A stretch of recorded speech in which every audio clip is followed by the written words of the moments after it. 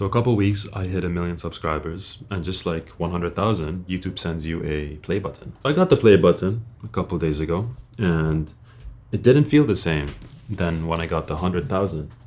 And it's not because I'm adjusting to the audience, not because my audience is bigger, not because it doesn't feel big anymore, but because I spent the last few days looking at the number 1 million in a different context. So in my head, it took me 5 years, give or take, to build an audience of 1 million.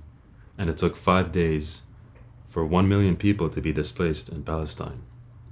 I don't post political content for a reason, right? But this is not about politics. I'm also not here to educate you on the matter, because if you did care, you probably already read about the situation. You probably already read about how Israel came to be and the history of the Palestinian people.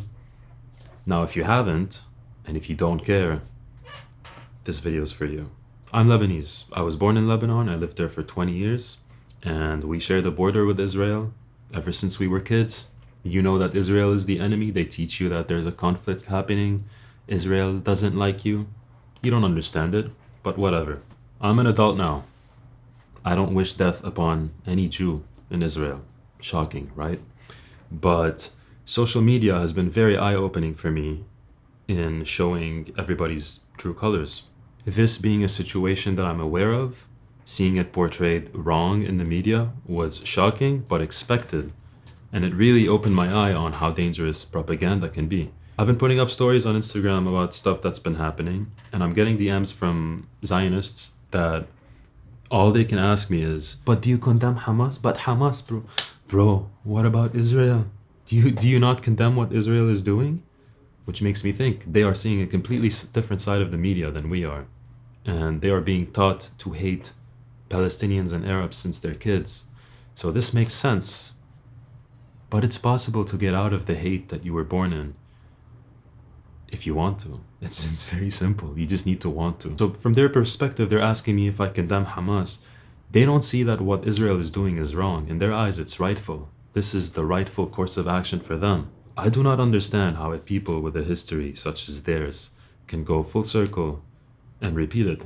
So not everyone in Israel supports the government, obviously, right? But the people who do, you have to remember that you're not the government.